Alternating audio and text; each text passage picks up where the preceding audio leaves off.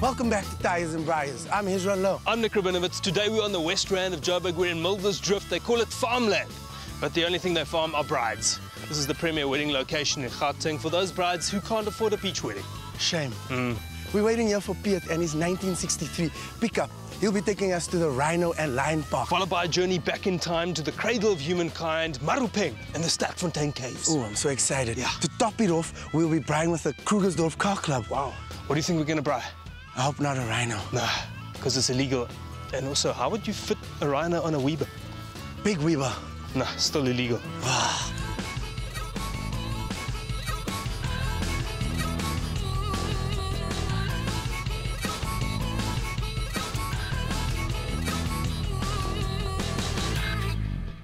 I'm Pierre. I'm a resident from Sterkfontein. This is my 1963 Chev 30 series that I've built up. I've got 18 in my collection, all Chevys, of which there are 2 cars, the rest are all bakkies. Cars and petrol has been in my blood since I was a young boy. I bought my first Chevy in 1980 in Cape Town, built it up, and it's the first year they came out with a 230 cubic inch 3.8 litre overhead valve engine with hydraulic lifters.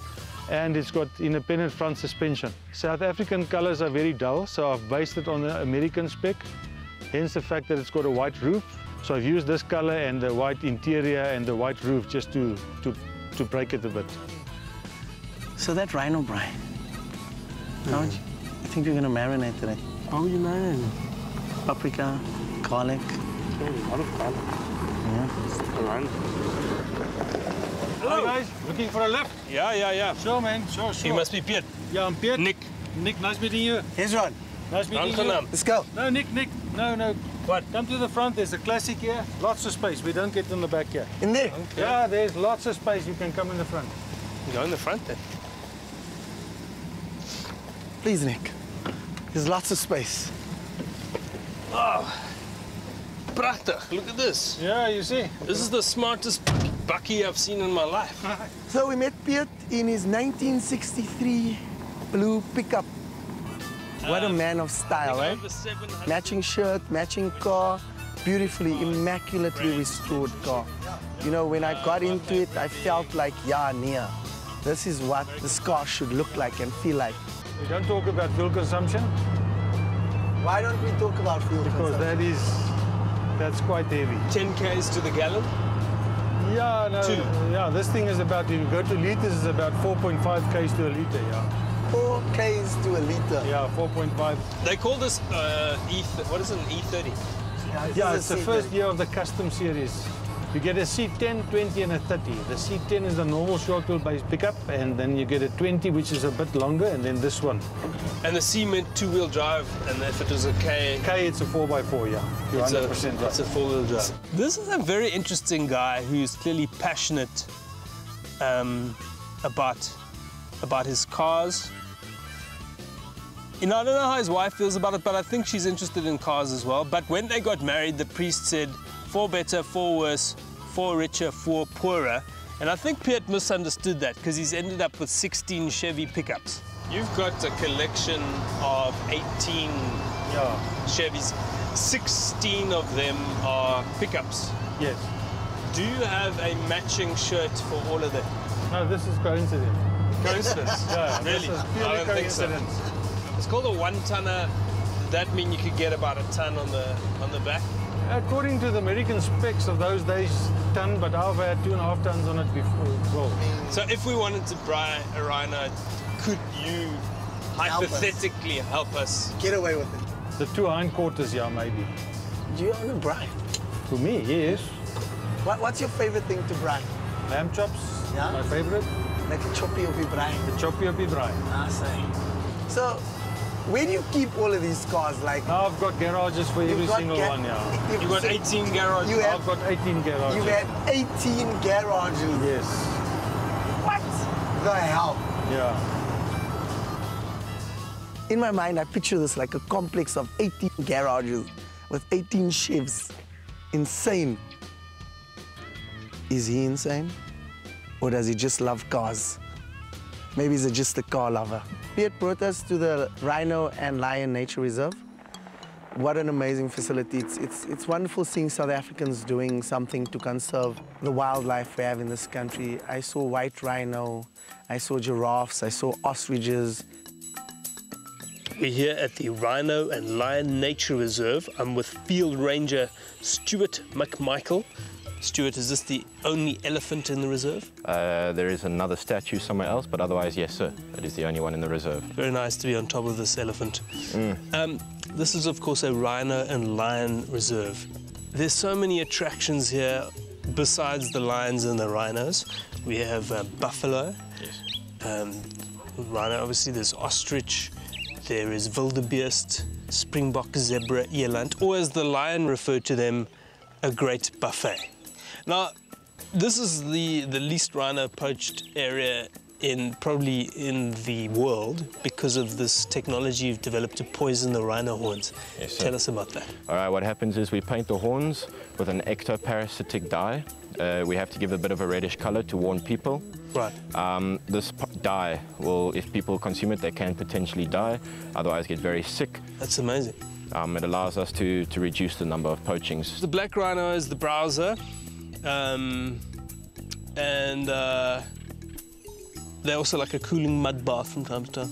Yes, they definitely do. So I mean, you think about it, you get the nails and the mud baths and the browsing. Would you say the Santon housewife could be descended from the... I would prefer not to answer that, Right. because they are quite dangerous, the Santon housewives. That's a very good answer. Tell us about the animal creche. All right, the animal creche has got a few of your endangered species, but more of the young ones, the cubs. It allows us to promote the animals to the people of how endangered they can be, while people can interact with them to see how vulnerable they can be at a young age. And once they grow older, obviously become more dangerous. Where are we going, Stuart? We're heading off towards the animal creche, go see some of the younger, less vicious lions, as well as some of the other carnivores. What do baby lions eat? Baby lions, they start off with predator milk or predator formula. It's basically like the milk you would give to your little child, except for predators. And as they get older, they start mixing it with some meat, start mulching it all together. And as they start getting bigger, they start lessening the milk and starting to include more meat. And eventually, around about the age of 3-4 months, they start eating proper meat. All right, you can see the rhino back there in the left corner. It's got a bit of a sheep there. Sheila. Yes, sir. How much does Sheila weigh? At this point in time, suggest maybe 250 kilograms at least. When they're born, they pop out at about 40 kilograms. She's living there with the sheep there to teach her how to eat the grass and how to drink the milk. And she came from a rescue area. The mother was poached, unfortunately. Cool, man. Got to touch a cheetah and a cat, which bit me and scratched me. That was cool. I think she's taken a fancy to you, Hez. Yeah, she's trying to chow me. Take her home with you.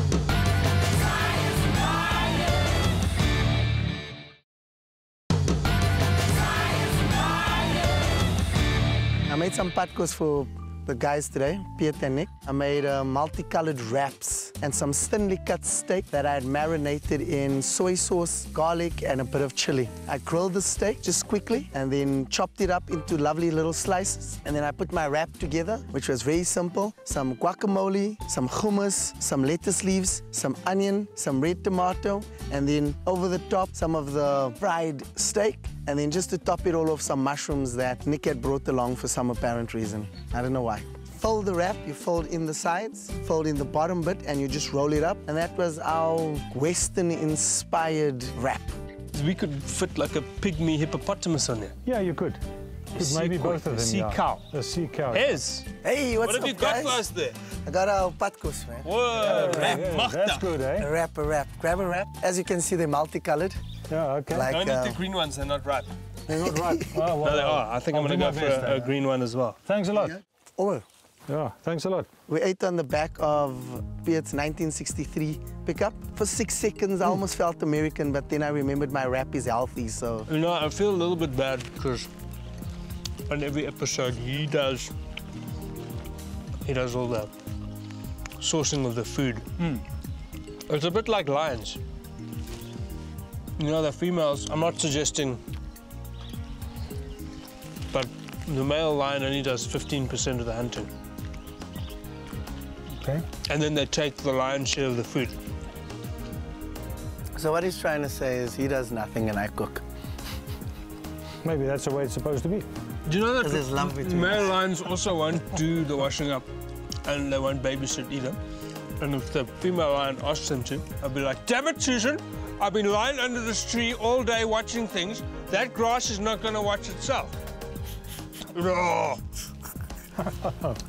Apparently female lions also roar.